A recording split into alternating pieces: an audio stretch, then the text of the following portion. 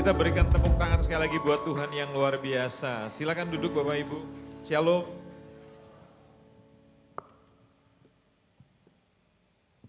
Kita berdoa. Tuhan yang baik, terima kasih buat umat-Mu yang sudah setia hadir pada hari ini dengan berkat Tuhan yang luar biasa. Berfirmanlah Roh Kudus dan berkati setiap kami. Di dalam nama anak-Mu yang tunggal Tuhan kami Yesus Kristus, kami rindu akan firman-Mu yang benar. Yang diberkati Tuhan sama-sama kita katakan amin. Puji Tuhan. Bapak Ibu, kita akan melihat pelajaran kita pada minggu hari ini menjelang siang. Apa itu yang disebut dengan peperangan rohani? Mari kita melihat dalam kitab Efesus 6 ayat 10 sampai 13. Kita baca, slide-nya sudah ada di depan. Anda boleh lihat Alkitab masing-masing atau baca di depan boleh, buka The Holy Gadget saudara, HP suci saudara bisa dibuka. Katakan amin. Kita baca sama-sama ya, 4 ayat, 2, 3. Akhirnya hendaklah kamu kuat di dalam Tuhan, di dalam kekuatan kuasa-Nya. Kenakanlah seluruh perlengkapan senjata Allah supaya kamu dapat bertahan melawan tipu muslihat iblis. Karena perjuangan kita bukanlah melawan darah dan daging, tetapi melawan pemerintah-pemerintah, melawan penguasa-penguasa, melawan penghulu-penghulu dunia yang gelap ini, melawan roh-roh jahat di udara. Mana suaranya? Sebab itu ambillah seluruh perlengkapan senjata Allah, supaya kamu dapat mengadakan perlawanan pada hari yang jahat itu dan tetap berdiri. Sesudah kamu menyelesaikan segala sesuatu, berbahagialah orang yang mendengar, membaca, merenungkan dan melakukan firman Tuhan. Amin. Nah, apakah setan atau iblis itu benar-benar ada? Slide. Maka jawaban yang muncul, ada yang percaya dengan tegas bahwa setan itu nyata. Jadi banyak cerita mistis dan seram di Indonesia seperti santet, pelet, kerasukan, dan muncul berbagai film-film horor seperti Suster Ngesot, Siksa Kubur, Kuntilanak Serpong, ya, dan banyak hal yang sering kali orang Kristen itu suka nonton. Dan berdasarkan survei di Indonesia, film yang paling banyak diminati itu bukan berjudul tentang esok, tapi berjudul tentang semuanya cerita horor. Itu penonton nomor 1 paling banyak di Indonesia berdasarkan laporan dari Komisi Penyiaran Indonesia, Pak Steven. Yang kedua, pendapat yang kedua, ada yang sangat rasional, yaitu ini rata-rata yang tinggal di kota besar. Kalau di Jakarta biasa pemikiran gini, kalau di BSD pemikiran kayak yang tadi, begitu kira-kira. Masih senang dengan hantu-hantu. Nah, ini yang berpendidikan tinggi dan percaya bahwa semua fenomena tersebut bisa dijelaskan secara ilmiah, melalui psikologi, melalui fisiologi, melalui antropologi atau geologi. Begitu ya, saudara yang nggak ngerti logi ini tanya pada yang ahlinya begitu. Apa itu? Fisiologi, antropologi, geologi itu apa? Nah, seorang siapa nih? Charles Baudelaire. Dia adalah seorang kritikus film, begitu ya. Orang yang berkebangsaan Prancis, dia bilang begini, ya. Saya terjemahkan saja. Tipu muslihat terbesar iblis adalah meyakinkan dunia bahwa dirinya atau iblis itu tidak ada. Jadi kebanyakan di dalam dunia modern, dalam dunia barat itu menyatakan bahwa setan itu tidak pernah ada. Iblis itu tidak pernah ada.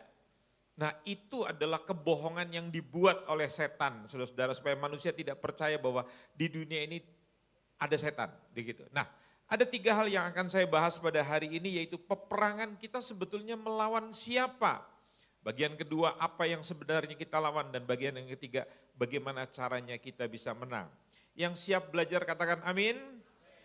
Oke, mari kita mulai. Yang pertama, peperangan kita melawan siapa? Kata Efesus 6:12, karena perjuangan kita bukanlah melawan darah dan daging. Jadi musuh Bapak Ibu, saudara-saudara, bukanlah mertua, bukanlah menantu, bukanlah pasangan, bukanlah anak, bukanlah teman, bukanlah pendeta, bukanlah sahabat.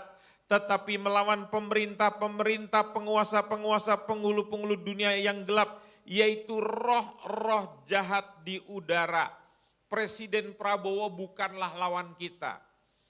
Presiden di Amerika bukanlah lawan kita karena mereka darah dan daging. Mari kita bandingkan, kita kontras antara pola pikir rasional barat dengan pola pikir mistis bumi serpong damai. Ya, dua kecenderungan ketika terjadi tragedi bencana. Yang pertama, menganggap kejadian itu karena mistis. Seperti lupa membeli sesaji atau dukun, kita kurang punya dukun yang kuat. Atau di dalam gereja Pak Stephen kurang minyak urapan. Yang kedua, menganggap kejadian itu sepenuhnya bisa dijelaskan secara rasio, secara ilmiah, secara ilmu pengetahuan, begitu kira-kira. Slide. Jadi kedua ekstrim ini kalau saya mau jelaskan secara jujur, dua-duanya tidak sesuai dengan kebenaran firman Tuhan. Mari kita lihat yang pertama, pola pikir mistis. Ini cenderung saya katakan over spiritualisasi, menyalakan setan untuk segala sesuatu. Contoh, kalau misalnya tadi salah seorang pemimpin pujian yang badannya paling besar tadi, yang di ujung tadi. Tiba-tiba dia sakit perut. Lantas ada seorang hamba Tuhan, saya melihat di dalam dirimu ada roh sambel.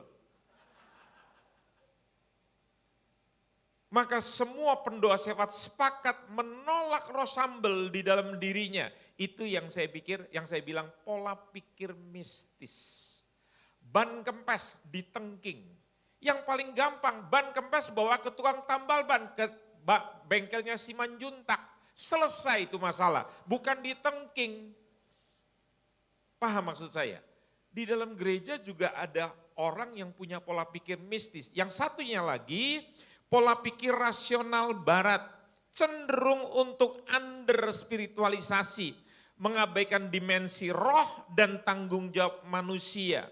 Jadi mereka coba merasiokan dalam segala sesuatu perkara, mereka coba analisa dan mereka tidak percaya dengan pekerjaan roh jahat. Jadi kalau mereka ke Bali, mereka melihat layak terbang, orang yang dirasuki oleh roh jahat, tiba-tiba mereka bisa terbang. Di situ mereka bingung. Begitu orang yang menggunakan rasio datang ke India melihat begitu praktek sihir yang begitu luar biasa, mereka sampai terheran-heran. Karena itu di luar nalar mereka. Nah, dua ekstrim ini cenderung berkembang di dalam dunia pada masa sekarang dan masuk dalam gereja. Slide. Jika semua masalah hanya karena pendidikan atau sistem pemerintahan, maka dunia seharusnya membaik dengan adanya prosedur, dengan adanya SOP yang baik. Tapi kenyataannya dengan tingkat pendidikan sistematika yang begitu baik, kejahatan semakin mengerikan. Kalau semuanya bisa diselesaikan dengan sesajen, doa pelepasan. Pak Stephen, tiba-tiba ada orang datang kepada Pak Stephen. Pak, ini teman saya ini orangnya paling tidak sabar Pak. Dia keluar sebentar dipotong orang dia akan caci maki Pak. Dan dia mudah terprovokasi, orangnya paling tidak sabar. Padahal namanya Pak sabar. Simanungkalit Pak, tapi paling tidak sabar. Terus Pak Stephen arahkan pada para pendoa untuk mendoakan. Saya mau tanya, begitu pendoa syafaat mendoakan si sabar ini supaya dia sabar, dalam nama Yesus kami lepaskan roh kesabaran, ditiup. Dalam nama Yesus, seperti praktek hamba Tuhan sekarang kan suka tiup-tiup begitu. Saya tanya jujur, begitu sabar keluar dari gereja, apakah otomatis akan berubah jadi sabar? Bahkan kemarin saya mendengar seorang pendoa yang terlalu pandai. Dia bilang gini, segala krisis yang terjadi di dunia, terutama di Indonesia, kami tolak, kami tengking dalam nama Yesus. Saya mau tanya, dia udah doakan itu kemarin. Indonesia krisis apa enggak? Harga beras naik apa enggak? Kalau krisis itu bisa ditengking berarti firman Tuhan salah. Pak Stephen, Alkitab mengatakan kitab Wahyu, akan terjadi masanya di akhir zaman menjelang Yesus datang. Secupak gandum sedinar harganya. Makanan yang kualitasnya terbaik itu bisa dibeli dengan upah orang kerja sehari. Dan kalau mau makan 3 kali, 3 jelai katanya, itu sedinar harganya. Jadi apa artinya? Kita hidup dalam dunia yang sudah jatuh, dunia yang berdosa, di tengah manusia yang berdosa, akan terjadi nilai inflasi yang tinggi. Akan terjadi resesi ekonomi. Itu adalah nubuatan Tuhan sendiri. Kok ditengking sama pendoa yang kepintaran ini? Banyak pendoa yang ngeroh, udah kayak dukun, tapi nggak belajar firman. Itu pendoa yang goblok, maaf ya. Dan banyak jemaat lebih suka bertanya kepada pendoa, Tuhan bicara apa? Loh saudara, Tuhan sudah kasih Alkitab, 66 kitab itu apa kurang sempurna? Baca dong firman Tuhan. Kebiasaan saudara lama di kampung itu jangan dibawa, tanya sama orang pinter. Sama paranormal, tahu paranormal? Orang yang gak normal.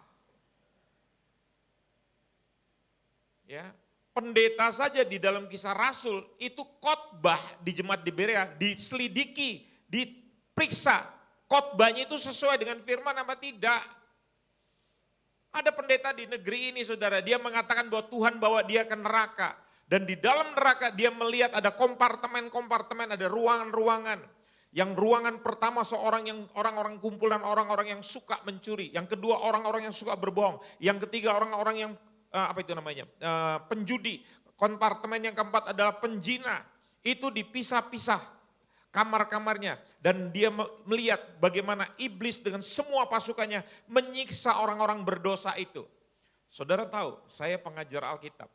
Pada waktu saya mendengar begitu, saya katakan pada teman-teman saya yang bertanya pada saya, itu sesat. Tidak sesuai dengan firman Tuhan. Orang percaya pada praktek pedukunan. Tidak belajar firman.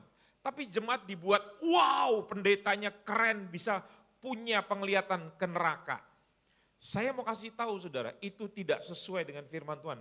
Belajar firman, jangan sampai saudara terkecoh, dibohongi dengan pernyataan-pernyataan pendeta yang kelihatannya luar biasa, tapi tidak sesuai dengan firman Tuhan. Sama, hari ini saya khotbah, saudara periksa firman Tuhan, apakah yang saya sampaikan itu sesuai dengan firman Allah. Jika semua bisa diselesaikan dengan sesajen, doa pelepasan atau minyak urapan, maka dunia ini seharusnya penuh kedamaian. Makanya Pak Stephen ada orang yang sudah dilayani kelepasan tandanya muntah-muntah, 2 bulan kemudian balik lagi pada dosa yang lama. Tahun depan didoakan tandanya berak-berak, balik lagi 2 bulan. 2 tahun lagi muntah ber Pak. Tetap aja nggak lepas. Karakter itu nggak bisa dirubah dalam seketika. Dalam ilmu psikologi yang saya pelajari, sebuah kebiasaan baru, itu baru bisa menjadi sebuah habit baru setelah dilakukan secara terus-menerus minimal 21 hari dan terbentuk selama 40 hari. Bagaimana orang yang gak sabar karena didoakan pelepasan, dilepaskan roh sabar, dalam seketika begitu amin dia jadi orang yang sabar. Saudara paham maksud saya? Yohanes 8:31-32 mengatakan, tatkala kamu mengenal firman dan firman itu akan memerdekakan kamu. Yang memerdekakan seseorang daripada kebiasaan itu adalah kalau dia rajin merenungkan firman. Saya bukan tidak percaya pada kuasa Roh Kudus, tapi saya tidak percaya bahwa orang yang narkoba hanya dilayani sekali dalam doa pelepasan, dia langsung sembuh. Tidak perlu Pak, panti-panti rehab itu Pak. Kalau memang gereja bisa mendoakan pelepasan dan langsung sembuh. Itu proses, hidup itu proses. Saya masih mengajar karakter building di kementerian, di beberapa kementerian, di kepolisian, di Mabes TNI.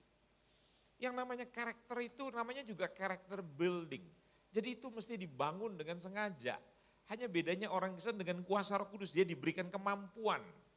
Kalau bahasanya Pak Stephen tadi, kita diberikan urapan. Itu artinya apa? Kita diberikan kemampuan oleh Roh Kudus. Gitu. Ya. Tapi kenyataannya apa? Kebencian yang terjadi dalam gereja, kekerasan, ketidakadilan tetap ada.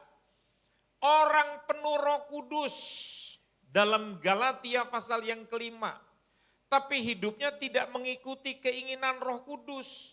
Orang yang tidak mengikuti keinginan Roh Kudus artinya dia mengikuti keinginannya sendiri. Bahasa Alkitabnya mengikuti keinginan daging.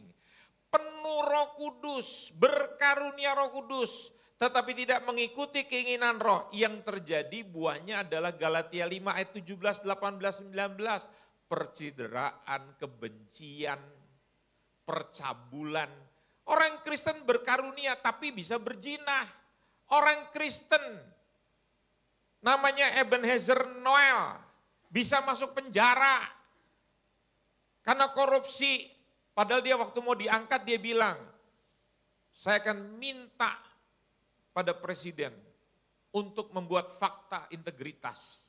Dan orang yang korupsi harus dihukum mati. Nah kita tunggu penghukuman mati buat Noel Ebenezer. Yang dia ucapkan sendiri. Saudara, saya tidak kaget melihat ada orang Kristen yang berkarunia Roh Kudus tetapi buahnya itu mengerikan. Mana contohnya Pak Purba? Sidang di Korintus. Itu gereja yang penuh dengan karunia-karunia Roh Kudus. Tapi Anda lihat buahnya. Ada anak yang tidur dengan ibu tirinya, ibu sambungnya. Gereja berpecah. Kami kelompok Apolos, kami kelompok Paulus. Itu penuh Roh Kudus semua Pak, berkarunia roh semuanya. Ya, ini saya sengaja mengatakan supaya saudara mengerti. Nah, sekarang kita lihat gambar bagan selanjutnya, ya. Akar permasalahan itu bukan hanya masalah kuasa jahat, roh jahat. Saya percaya seperti tadi kebaktian pertama bahwa bapak daripada segala pendusta itu adalah iblis. Saya percaya, tetapi tidak 100% daripada kuasa jahat, tetapi akar masalahnya itu juga melibatkan masalah hati manusia. Makanya yang perlu diubah bukan 5 cara bagaimana caranya menjadi suami yang baik pilihan Pak Udin tadi. Dalam gereja kita belajar 3 cara, 10 cara, 7 cara. Karena yang mau diubah itu bukan cara, bukan penampilannya, perform kita, luarnya kita.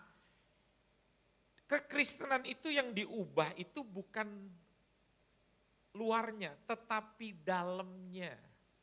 Masalah hati. Kalau hati saudara berubah, maka luarnya berubah.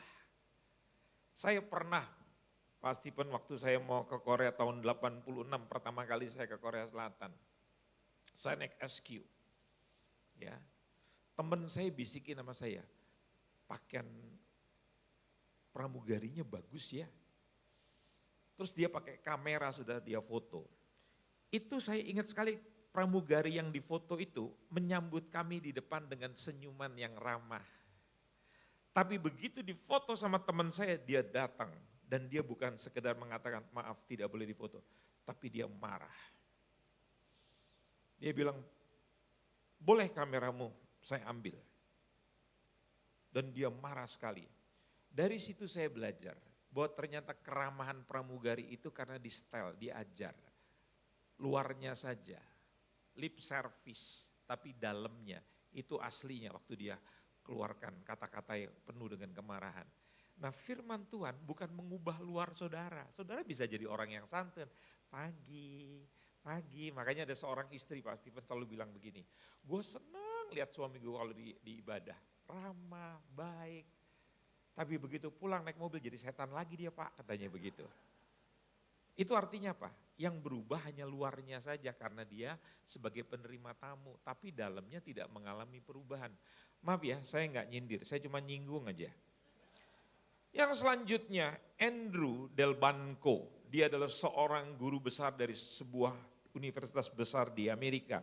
Dia berkata begini, jurang antara keterlihatan kejahatan dan kemampuan kita menghadapinya semakin besar. Dunia modern kehilangan kosakata tentang dosa dan kejahatan karena menolak keberadaan roh jahat. Secara realitas ada banyak orang di dunia barat sana, bahkan kita-kita yang semakin pinter, kita menjadi orang yang tidak percaya bahwa ada peran roh jahat di dalam dunia ini. Slide selanjutnya. Ya, kalau saudara pernah nonton film The Silence of the Lambs, itu ada seorang tokoh yang bernama Hannibal Lecter.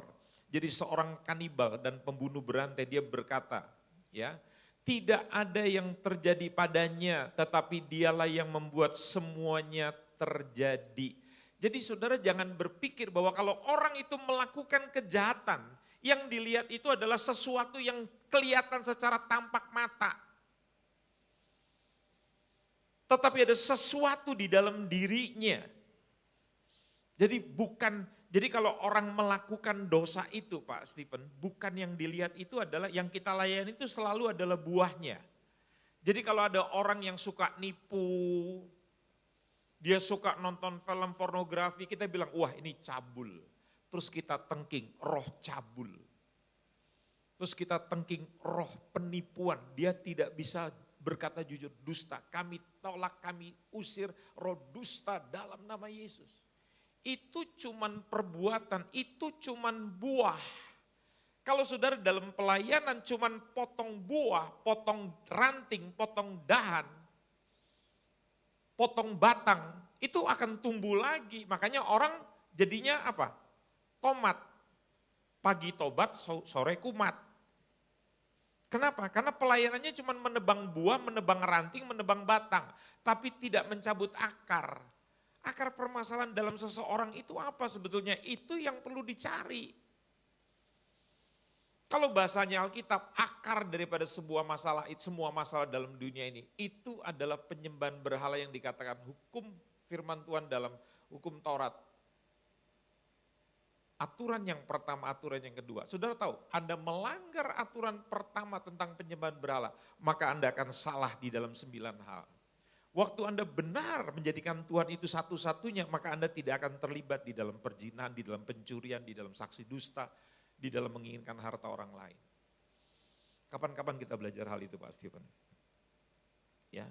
Jadi ini menunjukkan bahwa kejahatan tidak hanya karena kondisi atau trauma masa lalu, tapi sumbernya ada di dalam hati manusia. Kalau kita belajar dari film itu. Nah sekarang kita lihat slide selanjutnya. Apa yang disebut dengan rasionalisme atau under spiritual, itu mengabaikan keberadaan dosa dan iblis. Jadi selalu setiap ada orang yang melakukan kejahatan, melakukan tindakan yang tidak baik, mereka menyebutnya itu sebagai sebuah masalah, bukan dosa Pak. Masalah saya Pak Purba, saya adalah suka nonton pornografi, jadi itu dianggap masalah. Makanya coba diselesaikan secara psikologi. Melalui pendekatan antropolog, kemanusiaan ataupun dengan sosiologi. Dipelajari lagi dalam ilmu fisiologi, coba dipelajari, melakukan pendekatan. Karena mereka tidak percaya bahwa akar permasalahan itu disebabkan karena dosa. Dan ada pekerjaan roh jahat manusia jatuh dalam dosa karena pekerjaan iblis. Tetapi ada satu lagi yang namanya mistisisme atau over spiritual. Jadi mengabaikan tanggung jawab manusia dan akar dosa di hati. Jadi mereka mengatakan bahwa semua ini pure, murni adalah pekerjaan daripada roh jahat. Tadi yang saya bilang tadi itu. Ban kempes bocor di tengking, ada roh. Ban bocor jangan di tengking Pak. Saya Jakarta ke Bandung kemarin Pak Stephen 4 kali dalam ban yang sama itu bocor. Terus ada seorang pekerja gereja dia bilang gini, Om, saya pikir ini bukan masalah jalan, tapi memang di jalan ini ada roh-roh jahatnya Om. Terus saya tanya mesti gimana? Sebentar Om, saya akan bilang sama teman-teman saya untuk berdoa perjalanan kita supaya roh-roh jahat ini yang membuat ban kempes disingkirkan. Dan orang boleh percaya, setelah dia berdoa, masih kempes 2 kali lagi Pak. Dan waktu saya tanyakan teman saya yang jual ban terkenal di Jakarta, dia bilang gini, Pak Andes beli mereknya Pak, saya nggak sebutkan mereknya. Dia bilang lain kali Pak Andes jangan beli merek itu sangat tidak bagus kualitasnya. Ya, itu loh kalau saudara mau belajar yang benar. Slide, Alkitab mengajarkan bahwa asal usul kejahatan dimulai dari pemberontakan malaikat, yaitu kejahatan iblis, seperti yang saudara baca dalam Yesaya 14, Yeskiel 28, makhluk surgawi. Ingat ya, makhluk yang diciptakan Tuhan itu adalah makhluk yang punya kehendak bebas, diciptakan serupa sama dengan Tuhan seperti kita manusia. Dia nggak ciptakan robot. Dan manusia cenderung memberontak sama seperti malaikat yang cantik ini. Lukas 10:18 lalu kata Yesus kepada mereka, aku melihat iblis jatuh seperti kilat dari langit. Tidak ada orang yang sakti. Jadi kita lihat crime-nya, kejahatan tidak berasal daripada Allah, tetapi dari makhluk ciptaan yang menyalahgunakan kehendak bebasnya.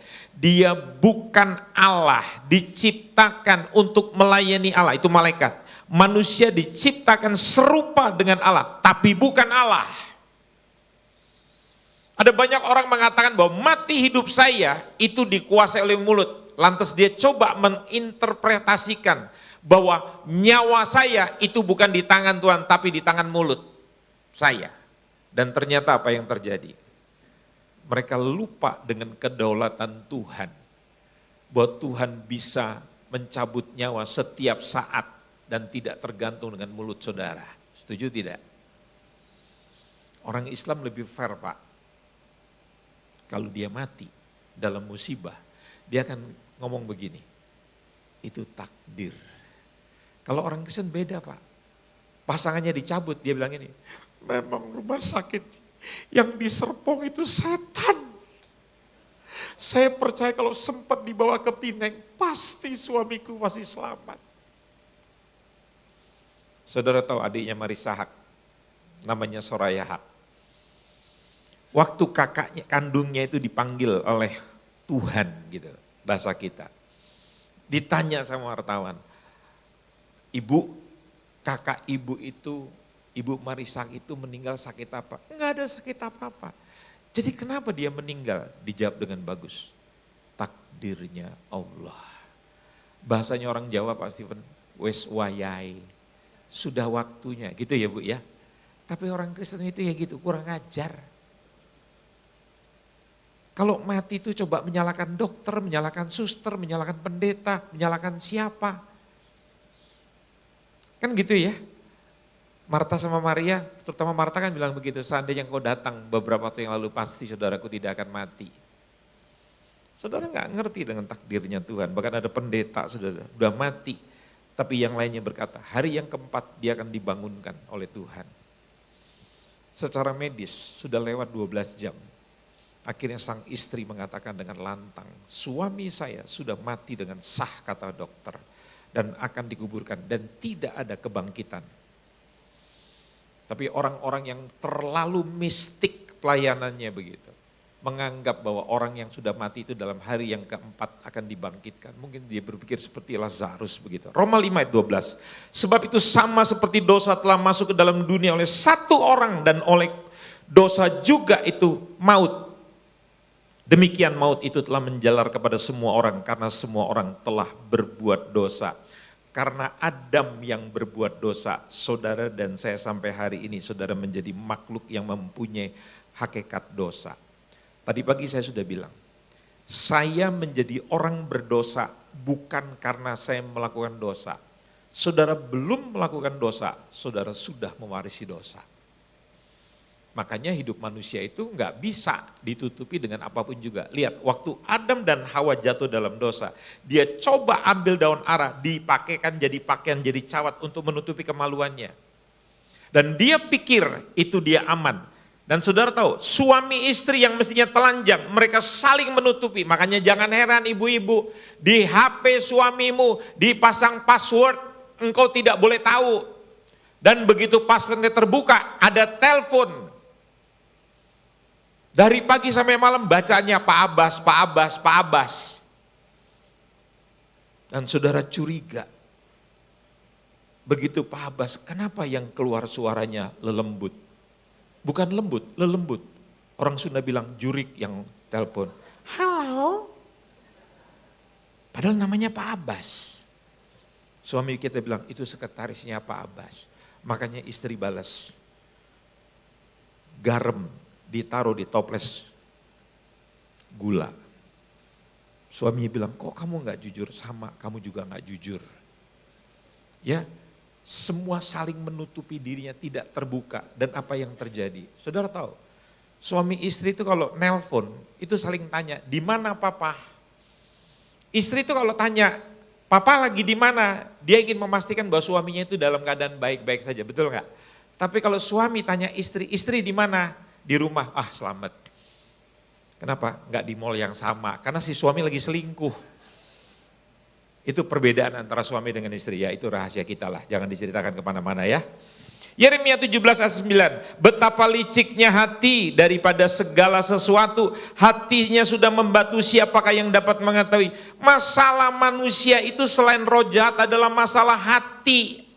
Saudara bisa perform saudara tuh manis, pagi dalam hati, setan datang. Gitu loh saudara hati manusia. Slide.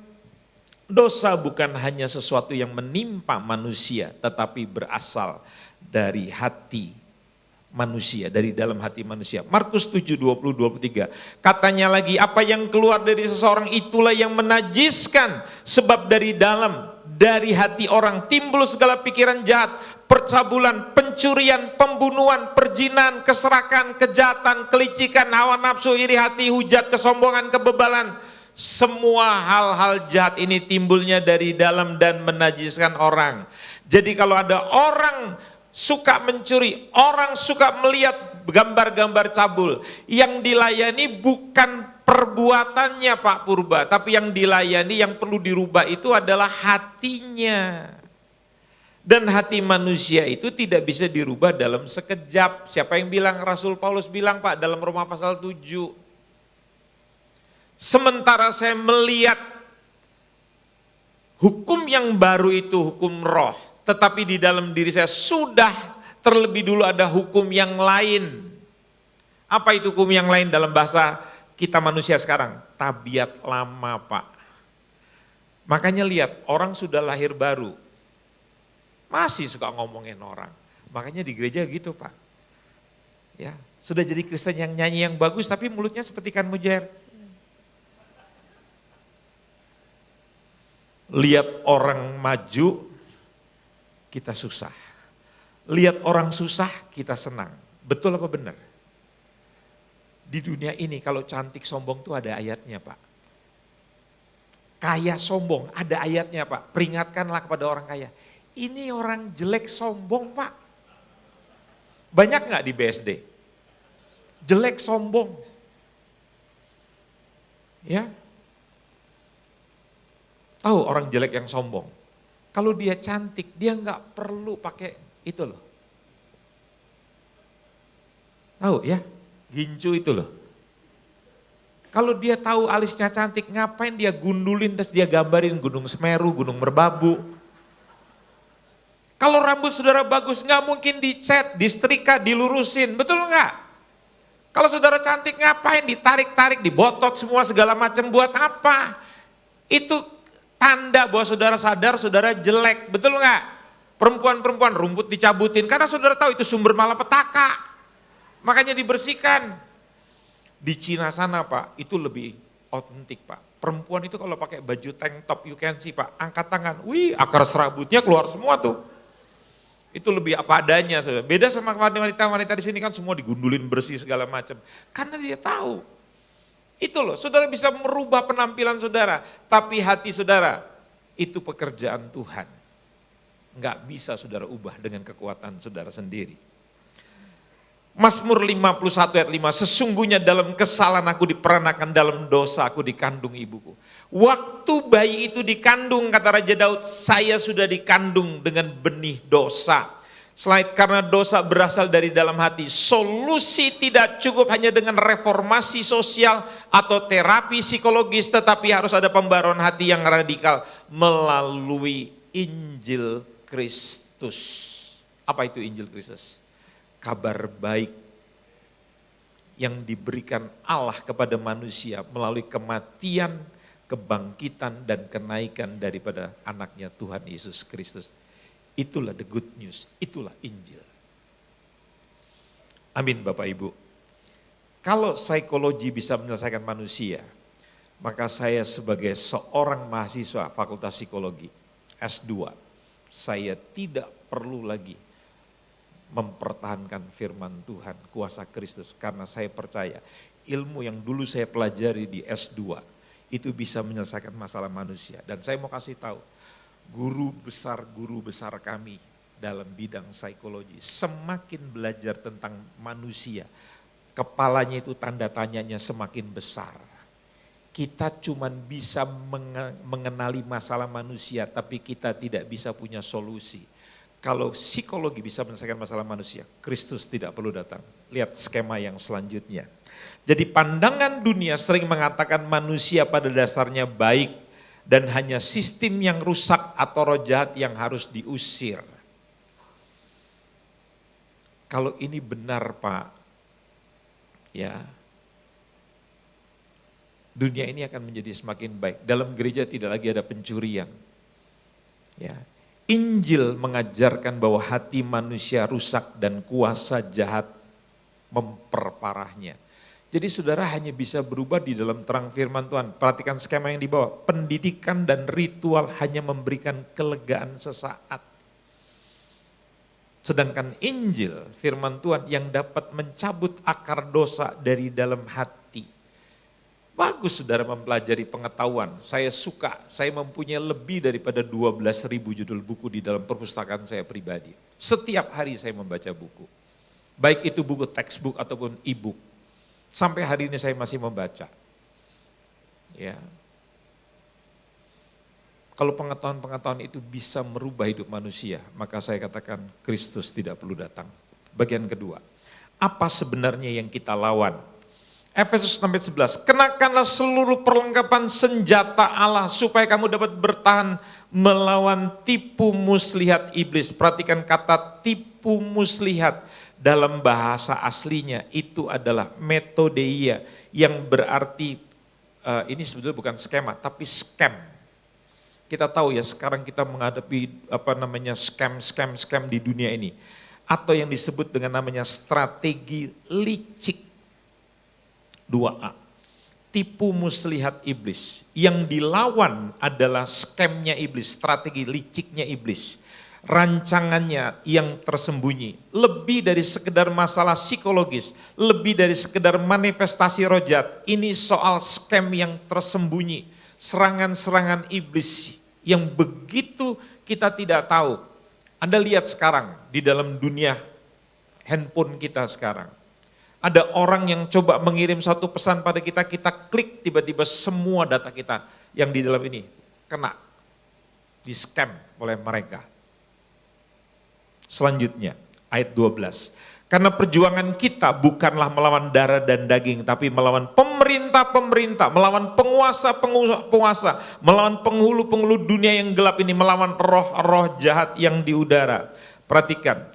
Perjuangan kita bukanlah melawan darah dan daging. Saya senang dalam bahasa Inggrisnya Pak, di situ ada kata wrestle. Ya, jadi bukan sekedar pergumulan biasa, tetapi dipakai kata bergulat dengan tangan kosong dalam terjemahan aslinya, diterjemahkan dalam bahasa Inggris itu jauh lebih tepat. Saudara tahu, kalau orang berperang dengan senjata itu dengan jarak jauh. Kalau orang berperang dengan senjata, dengan pedang, itu masih jarak jauh. Tapi begitu pedangnya jatuh tersingkir, mereka harus berhadapan dekat. Mereka harus main tonjok-tonjokan, tendang-tendangan sampai mereka bergulat. Nah itu kata itu seperti ini. Jadi sudah bergulat dengan tangan kosong, mereka berguling-guling, mereka saling mempertahankan. Itu perjuangan orang percaya, saudara-saudara. Nah seorang penulis film atau seorang yang terkenal C.S. Lewis itu berkata begini, bahwa iblis senang dengan dua kesalahan manusia. Yang pertama tidak percaya kepada keberadaan roh jahat, dan yang kedua percaya secara berlebihan. Itu salah satu atau dua cara yang dipakai oleh iblis. Sekarang kita lihat 2B. Jadi dua kesalahan besar dalam melihat kekuatan iblis. Yang pertama meremehkan kuasa kegelapan. Ini orang-orang rasionalisme tuh seperti begitu, yang memakai kekuatan pikirannya begitu. Dia menganggap bahwa kekuatan roh jahat itu nggak ada apa-apanya. Kita bisa kalahkan dengan ilmu pendekatan-pendekatan yang seperti tadi. Yang kedua, melebih-lebihkan kuasa kegelapan. Sehingga kita harus memberikan sesajen. Saya pernah pulang dari Israel, Pak Stephen, memimpin rombongan 100 orang lebih. Saya kaget, di rombongan saya ada seorang ibu, Pak, bawa 10 jerigen minyak zaitun. Itu masalah, Pak, buat kami bawa pulang. Karena kan overweight. Dan dia harus bayar, dan dia sanggup membayarnya. Terus saya tanya gini sama ibu ini, ibu beli minyak apa ini? Zaitun, Pak. Buat apa? Mau dijual lagi? Bukan, Pak. Ini minyak sakti, Pak Andreas. Maksud ibu, ini bisa ngusir setan, Pak. Dan ini bisa menyembuhkan orang sakit, Pak. Dan ini bisa memberkati banyak orang miskin menjadi kaya. Terus saya bercanda sama ibu ini, kenapa ibu cuma beli 10 jerigen? Ibu mestinya beli 1 kontainer. Kita bisa bisnis, dia bilang berdosa Pak Pendeta. Minyak ini tidak untuk diperjualbelikan, tapi saya bagikan dengan cuma-cuma untuk para hamba Tuhan. Supaya mereka bisa mengurapi jemaat. Terus saya tanya, Bu, di Indonesia ada minyak zaitun juga yang diproduksi. Saya sebutkan 1 merek. Itu minyak zaitun juga, Bu. Apakah itu tidak sakti? Dan Alkitab tidak mengatakan bahwa minyak urapan itu minyak zaitun, Bu. Bimoli bisa dipakai, Bu. Minyak telon bisa dipakai, Bu. Minyak itu cuma sarana. Penyembuhnya itu adalah Tuhan Yesus. Orang Kristen kan gitu kan.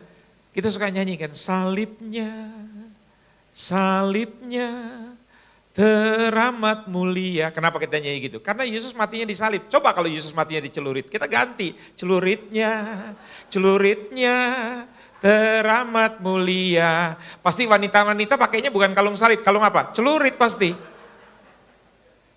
Coba Yesus matinya digantung, pasti kita ganti lagi. Talinya, talinya teramat mulia. Kita tuh senang dengan simbol. Kita lupa bahwa yang menyelamatkan kita itu bukan kayu salib, tapi Tuhan Yesus. Ya, slide selanjutnya. Ayat 10, hendaklah kamu kuat di dalam Tuhan dan di dalam kekuatan kuasanya. Artinya ada kuasa yang tinggal di dalam kita jika kita ada di dalam Kristus. Roh yang ada di dalam kita lebih besar daripada roh di dalam dunia. Tadi pagi saya bilang, kita nggak perlu jadi orang kuat, berpura-pura kuat, berusaha tegar. Kenapa saya bilang gitu? Sejatinya kita ini adalah orang yang rapuh, orang yang lemah. Makanya Paulus bilang, aku lebih suka bermegah di dalam kelemahanku. Karena di saat aku lemah, disitulah kuasa Allah nyata. Kalau saudara merasa dirimu hebat, Anda gak perlu doa, Anda gak perlu bergantung pada Tuhan. Anda bilang, saya punya kekayaan, saya punya segala sesuatu. Kekayaan, reputasi, jabatan saudara itu adalah pasir. Semua akan berakhir. Kayak teman saya naik BMW seri 7 sudah dari tahun 2000. Mobilnya sudah seri 7, saudara tahu duduknya itu orang kalau naik mobil kan ngadepnya ke depan, dia ngadepnya ke belakang saudara. Saya waktu pertama kali lihat gitu saya bilang sama supirnya, majikanmu itu kenapa? Loh Pak Andreas nggak tahu, kan dia punya masalah tulang belakang Pak, sudah dioperasi di Belgia tapi tidak bisa sembuh juga. Apa enggak lebih baik kita enggak punya seri 7? Tapi naik angkot masih normal ngadep ke depan semuanya. Betul enggak? Itu loh saudara, bukan uang. Kesehatan itu lebih mahal, makanya jangan suka mengeluh. Ngomong yang bersyukur terus, setuju enggak? Jangan kayak ikan mujair masuk gereja. Coba, udah jelek apa enggak tambah jelek tuh? Ya, slide selanjutnya. Sebab itu ambillah seluruh perlengkapan senjata Allah supaya kamu dapat mengadakan perlawanan pada hari yang jahat itu dan tetap berdiri sesudah kamu menyelesaikan segala sesuatu. Ayat 10 dan ayat 13 Efesus 6 ini mengingatkan untuk kuat di dalam Tuhan dan kekuatan kuasanya besar. Roh yang ada di dalam orang percaya jauh lebih besar daripada roh dunia.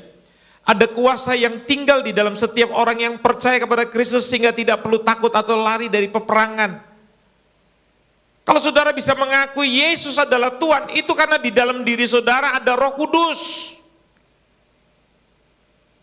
Jadi orang penuh Roh Kudus itu jangan bangga hanya sekedar berbahasa lidah, tetapi saudara tidak hidup menurut kemauan Roh Allah.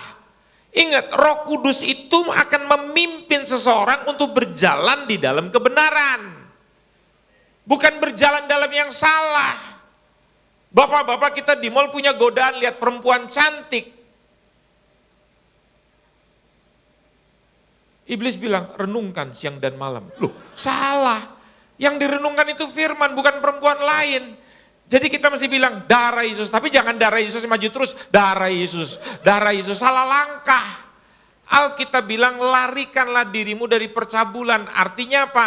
Kalau Anda mau lari, mau meninggalkan percabulan, jangan diikutin, tapi Anda berbalik arah.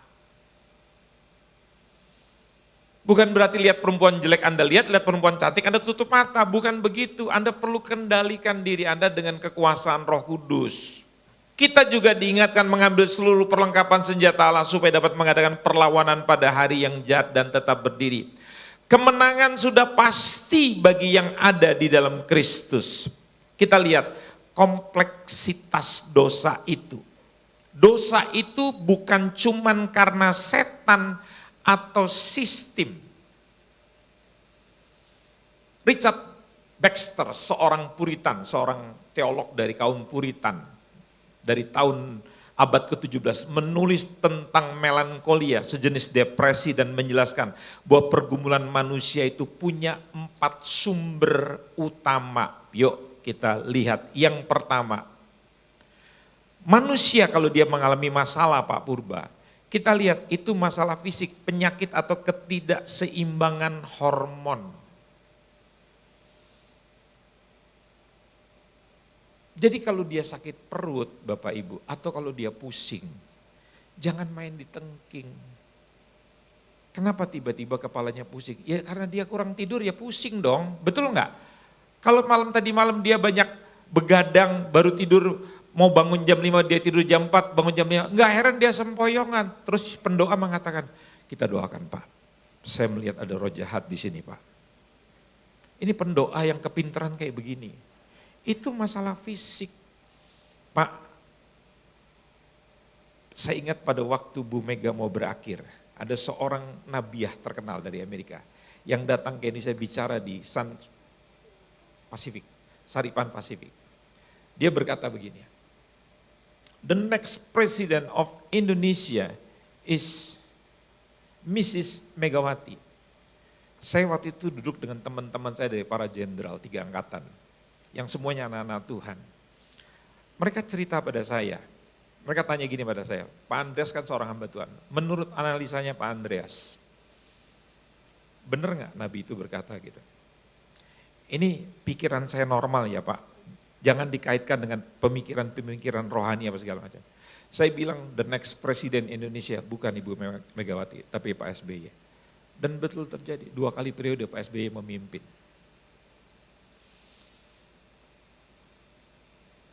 Nubuat seseorang, penglihatan seseorang, itu harus diuji Pak. Kata firman Tuhan, kita gak boleh percaya 100%.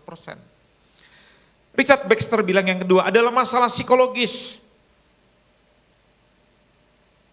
Saya mau katakan begini, kalau Pak Purba masa kecilnya tidak bahagia, seperti yang diceritakan oleh siapa itu Andi F. Noya. Dia bilang gini, di dalam keluarga saya yang miskin sekali itu, saya nggak punya pengalaman yang indah bersama dengan orang tua. Saya tidak punya pengalaman yang menyenangkan dengan ayah saya.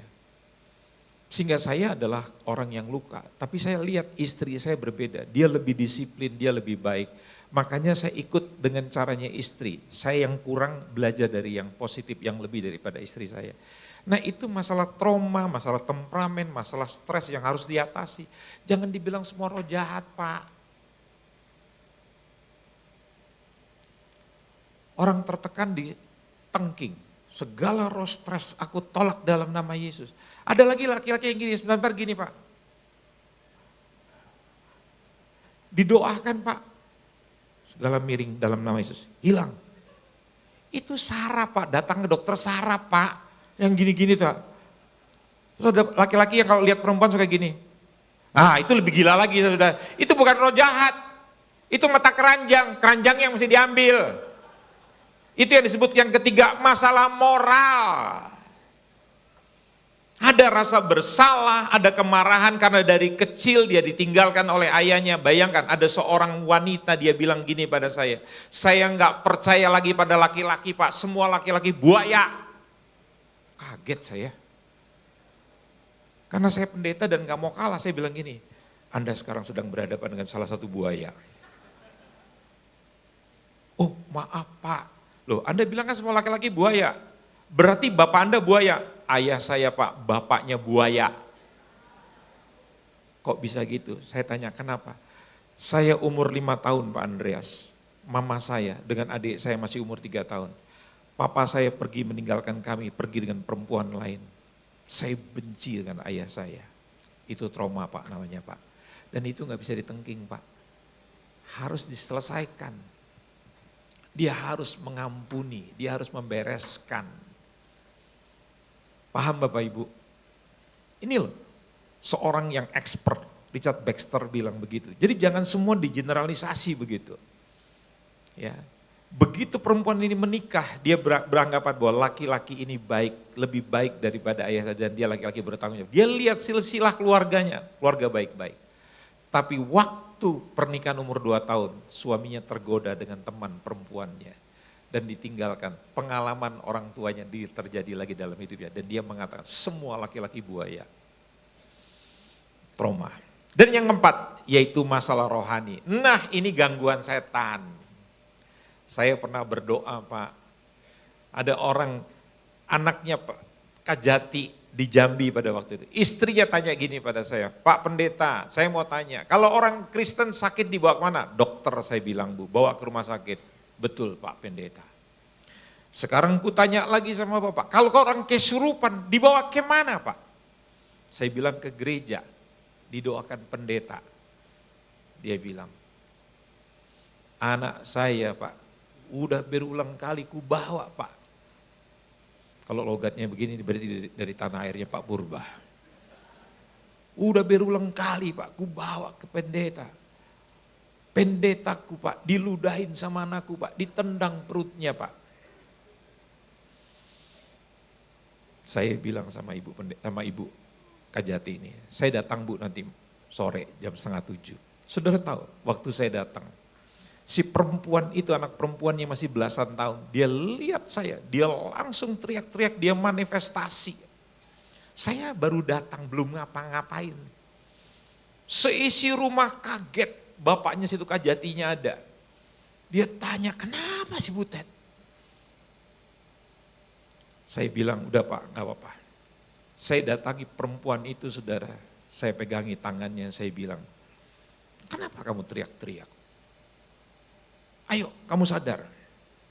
Saya ajak dia berdoa, saya ajak dia ngusir setan.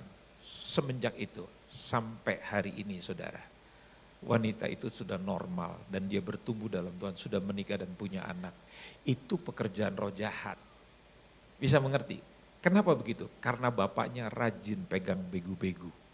Rajin pegang jimat, kalau ke kampung bawa jimat dari dukun-dukun begitu kira-kira. Ya. Kita harus percaya.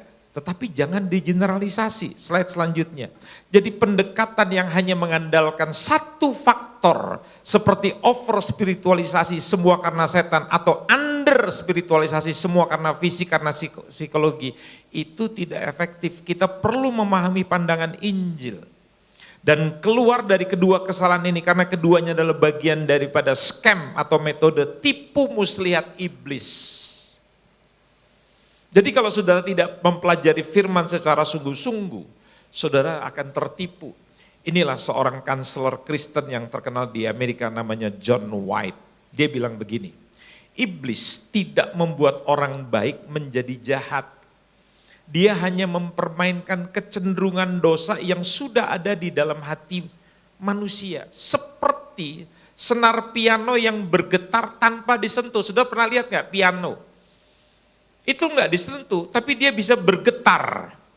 Hanya karena memainkan sebuah nada, memainkan sebuah irama, sebuah lagu yang kira-kira pas dengan senar-senar itu dan secara otomatis senar itu berbunyi. Nah seperti itu analoginya. Iblis menyanyikan lagu-lagu hawa nafsu, lagu-lagu kepahitan dan kesombongan yang sudah ada di hati sehingga membuat orang jatuh dalam dosa. Saya beri satu contoh perumpamaan yang orang sering kali bilang. Maling, teriak maling. Saudara tahu, orang yang sudah mempunyai karakter maling, begitu ada orang teriak maling, dia akan berteriak lebih keras. Maling, maling, padahal dia yang berteriak dia juga maling. Secara ilmu psikologi yang saya pelajari, orang yang bisa membicarakan dosa orang lain yang persis sama dengan dia, itu meringankan beban dosanya Pak. Jadi kalau saya bicarain orang yang mencuri padahal dia pencuri, makanya Ebenezer Noel itu dia bilang dalam fakta integritas, saya akan usulkan pada Bapak Presiden, itu Oktober. Kalau ada orang yang berani mengkorupsi negara mulai hari ini di bawah pemerintahan Pak Prabowo, mati hukumnya. Kenapa? Karena pada dasarnya karakternya dia begitu. Jadi makanya sudah lihat kalau ada orang yang rajin bicarain orang, Anda kenali.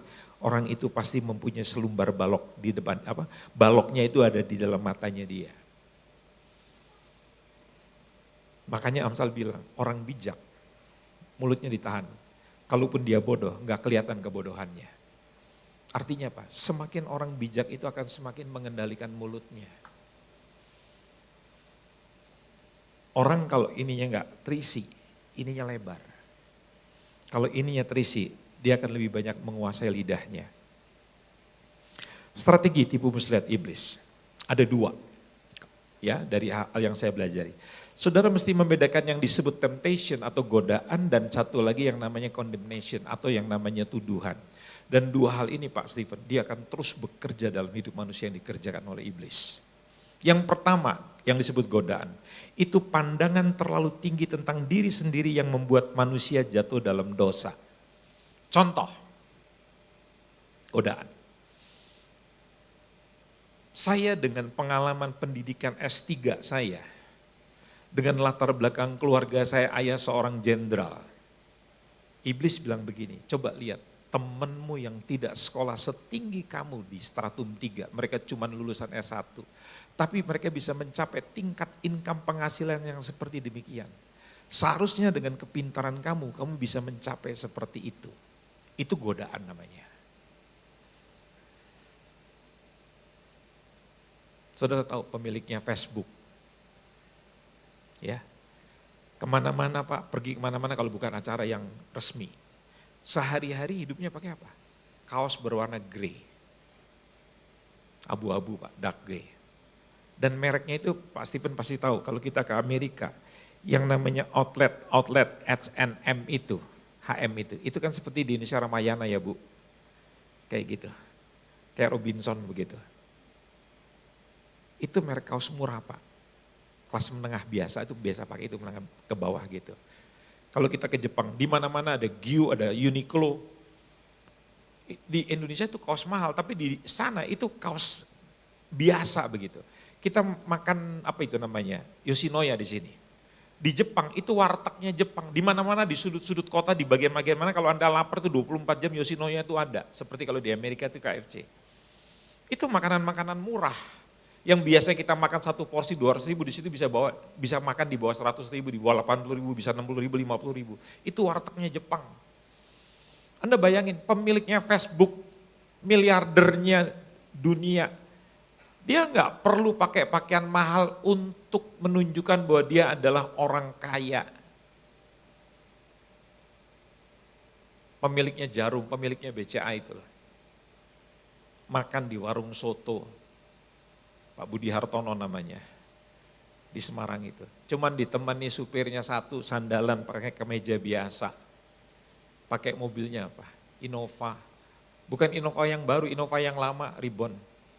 Enggak ada yang tahu tuh, pakainya sederhana. Makannya sotoan begitu saja. Beda ya sama orang OKB Pak Steven. Yang harus gini-gini tuh. Belum lama ini saya ditegur oleh stafnya, Pak Andes ditanyain sama abang, kok Pak Andes suka khotbah tentang beliau? Ya supaya dia bertobat, saya bilang begitu. Teman baik saya. Yang satu lagi namanya tuduhan, condemnation.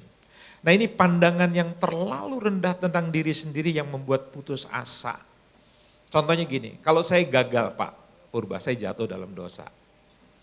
Terus saya mau bertobat, iblis bilang gini, orang kayak kamu, model kayak kamu, udah berulang kali jatuh dalam dosa mau coba bertobat. Mana bisa, ngaca, kamu tahu diri, kamu tuh siapa, jangan mimpi, kamu sudah jatuh. Nah ini namanya tuduhan. Iblis akan selalu bekerja di situ. Kalau saudara tidak punya berhala, saudara tidak peduli dengan apa kata orang, saudara hidup dengan apa kata Tuhan tentang diri saudara. Saudara gak pusing, saudara pakai sepatu aja, gak perlu yang bermerek. Yang penting nyaman buat saudara. Saudara gak perlu pakai beli, bata diciptakan untuk tahan lama. Itu iklan zaman dulu saudara. Mau lebih kuat dari bata, batako. Kok orang sekarang itu senang pakai merek, betul gak? Ada seperti temannya istri saya almarhum dulu bilang begini, lu kalau beli celana dalam, minimal mesti nilainya tuh di atas 500-600 ribu. Yang paling bagus tuh di atas cetiau. Terus istri saya cerita pada saya, terus saya tanya gini, emang kalau dia pakai celana dalam orang di sebelahnya tahu? Dia kan bukan Superman, istrinya Suparman. Orang pakai celana dalam tuh di dalam, betul nggak? Nggak pernah supaya ketahuan renda-renda ditaruh di luar di situ. Ya, itu loh godaan. Amin saudara. Yang penting semua itu nyaman. Mobil juga begitu. Filosofi orang dulu menciptakan mobil adalah alat untuk mempercepat mobilitas manusia. Tapi hari ini, you are katanya, kamu adalah mobil apa yang kamu pakai. Jadi mobil menunjukkan kebesaran seseorang. Itulah OKB, orang kaya baru. Nanti sebentar lagi Pak Steven akan memasuki usia 70 tahun, beberapa tahun lagi Pak. Sekarang kan masih muda. Coba tanya sama Pak Purba, yang usianya sudah menjelang dipanggil Tuhan ya Pak ya. Loh, betul Pak. Umur manusia itu 70 tahun, paling lama 80 tahun. Ibu saya Pak 92 tahun Pak Steven. Gitu. Ya, mama saya tiap hari selalu mengingatkan dirinya, mama ini sudah tidak lama lagi dipanggil Tuhan, mama sudah tidak lama lagi dipanggil Tuhan. Nah kita tuh seringkali lupa, istri saya dipanggil Tuhan pada usia yang belum mencapai usia 60 tahun sudah dipanggil pulang Tuhan.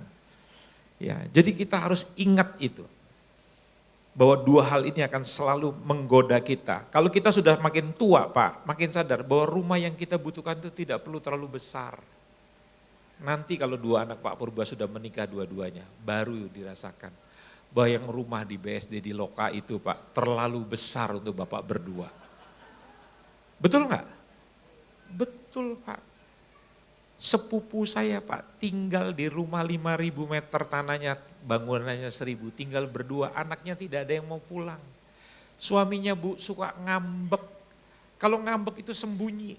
Jadi istrinya mesti buka satu kamar, ada 7 kamar Pak, dibukain satu kamar dan setiap kamar ada kamar mandinya. Saya bilang sama sepupu saya, Inang, janganlah kau cari macam begitu. Macam gimana Pak Pendeta, dia bilang begitu. Bikinlah toa macam di masjid itu. Bikin pengumuman.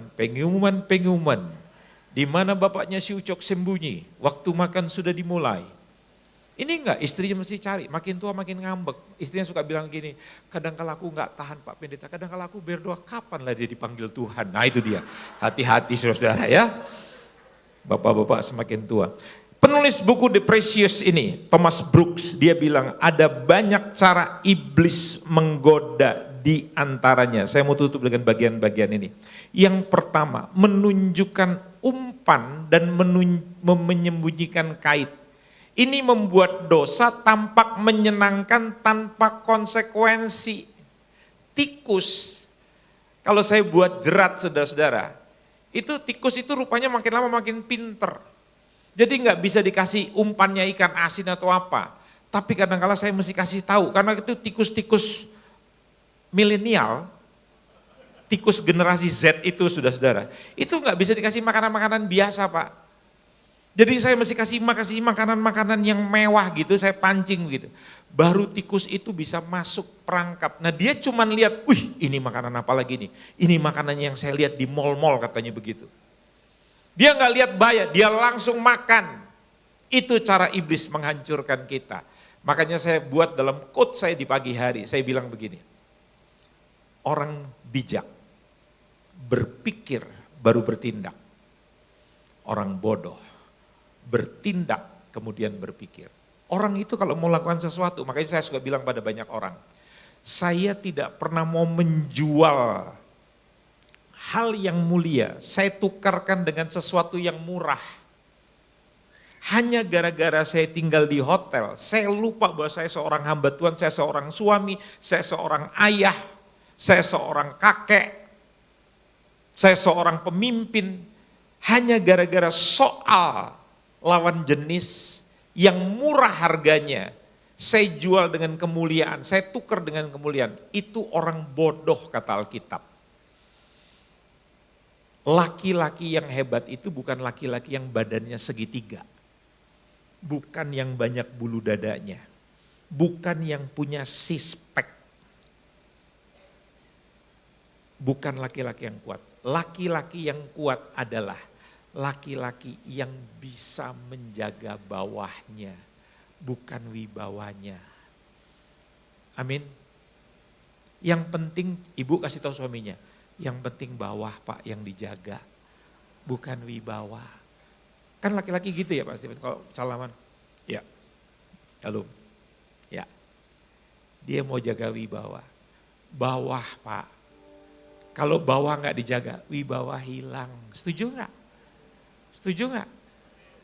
Jaga itu mata, jangan lihat perempuan.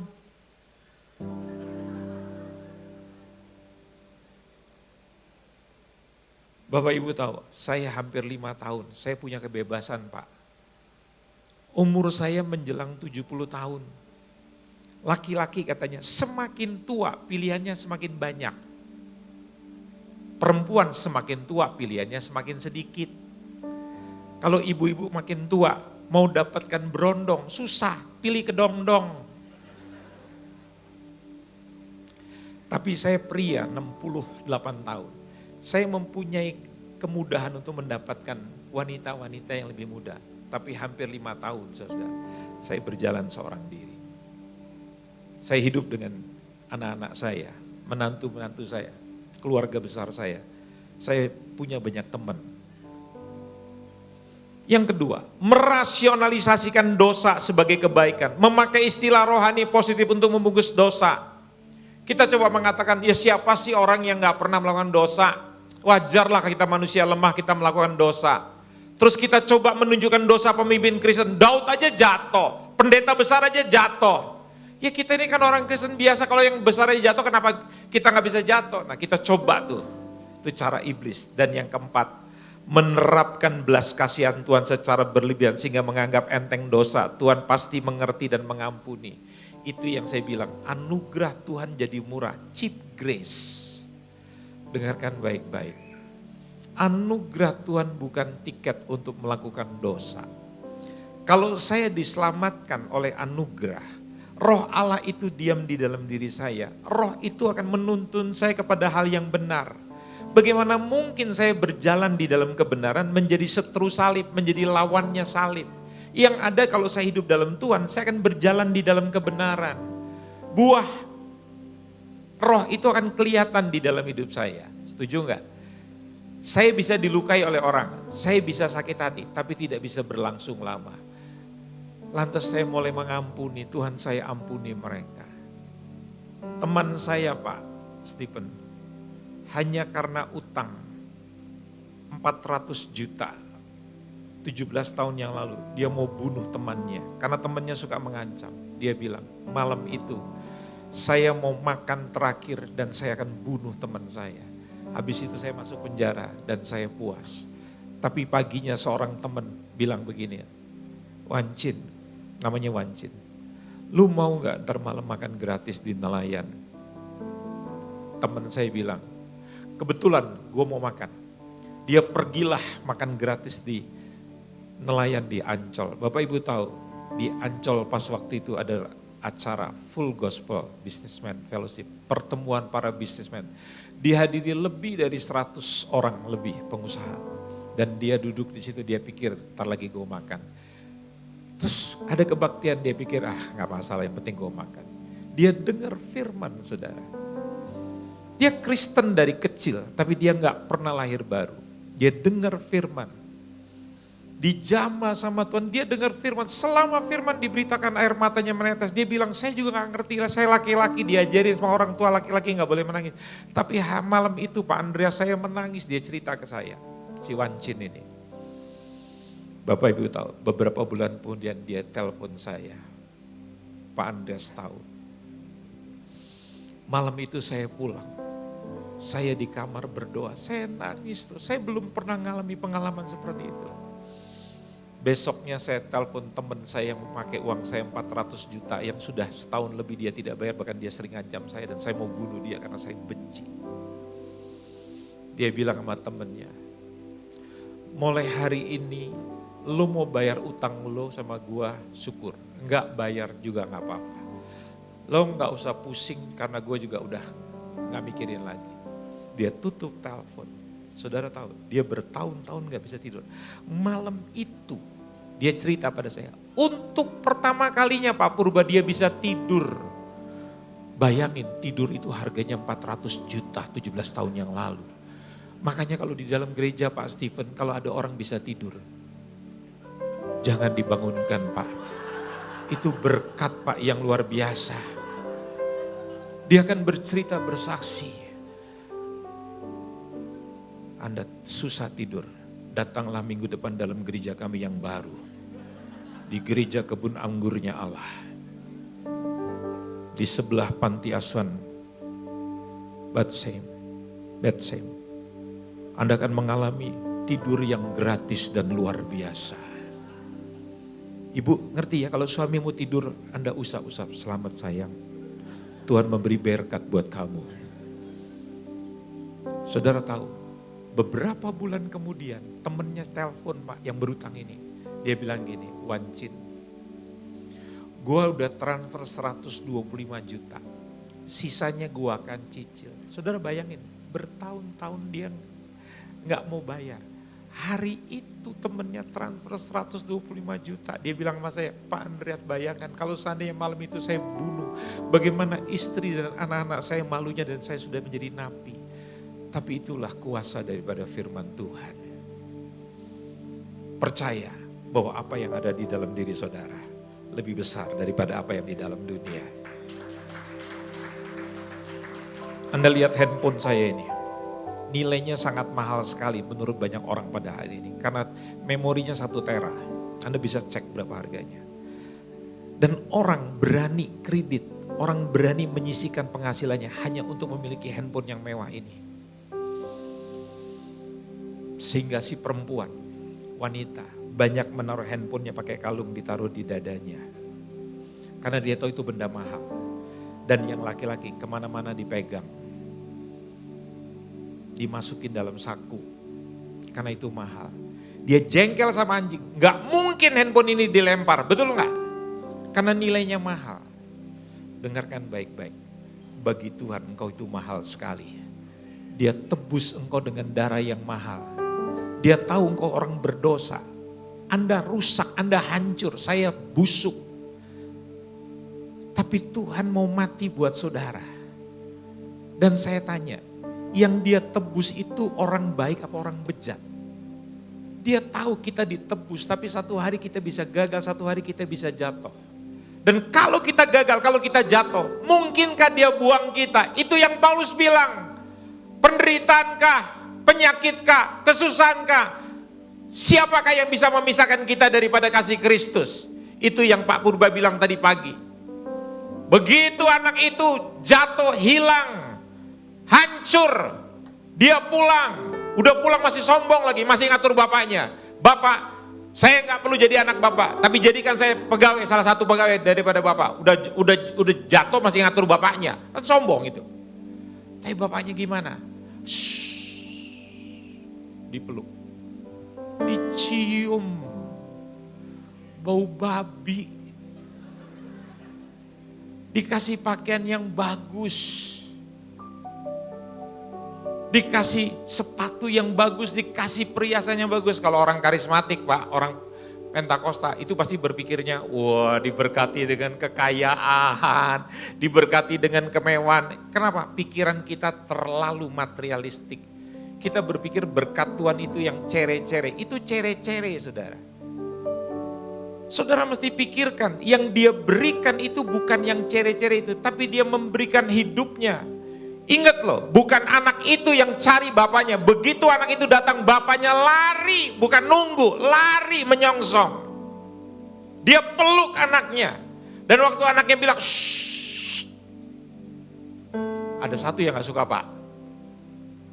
Siapa itu? Anak yang sulung, yang aktif dalam gereja, yang suka melayani bapaknya bersama-sama dengan bapaknya. Dia ngomong apa? Kurang setia apa saya sama bapak? Tapi mana pernah bapak bikinkan potongkan kambing buat saya dengan teman-teman saya. Ujungnya apa? Anak ini ngomong apa? Tentang apa? Fulus. Tentang uang, tentang kambing. Ngerti ya? Bapaknya bilang, bukankah aku selalu bersama-sama dengan kamu? Bagi anak sulungnya itu, Tuhan itu tidak cukup, bapaknya tidak cukup. Dia masih berpikir tentang bagaimana bisa menguntungkan pribadi. Kalau engkau jadi orang Kristen, hanya memikirkan dirimu, hanya memikirkan keuntungan, engkau belum memiliki Kristus, merasakan Kristus yang lebih dari segala-galanya.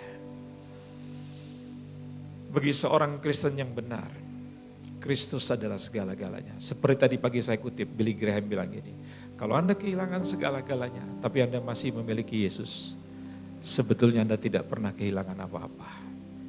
Tapi kalau Anda memiliki segala sesuatu dalam hidup ini, tapi Anda kehilangan Kristus, Anda sebetulnya kehilangan segala-galanya. Percayalah, selama Kristus ada dalam diri Anda, Anda tidak pernah kehilangan apa-apa dalam hidup ini. Amin. Berikan tepuk tangan buat Tuhan.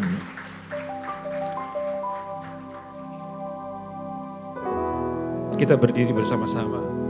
Ku telah mati dan tinggalkan cara hidupku yang lama, semuanya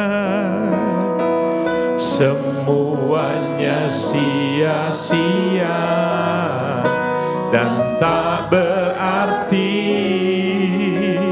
lagi hidup ini.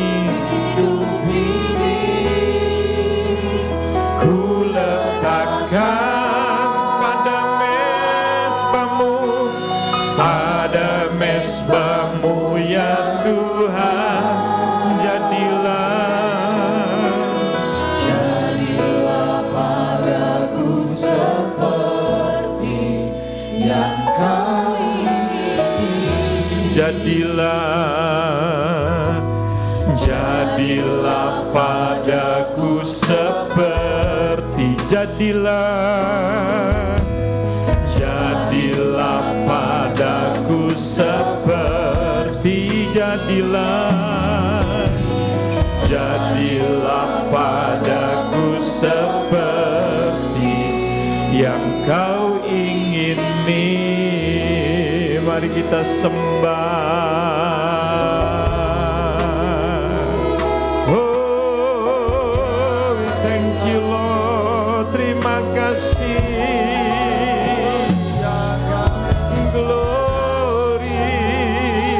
Kami bersyukur. Terima kasih Tuhan, penyertaan-Mu lebih besar dari segalanya. membiarkan firman-Mu, kami membiarkan Roh-Mu yang bekerja. Berkati umat-Mu ya Tuhan Yesus. Terima kasih Tuhan.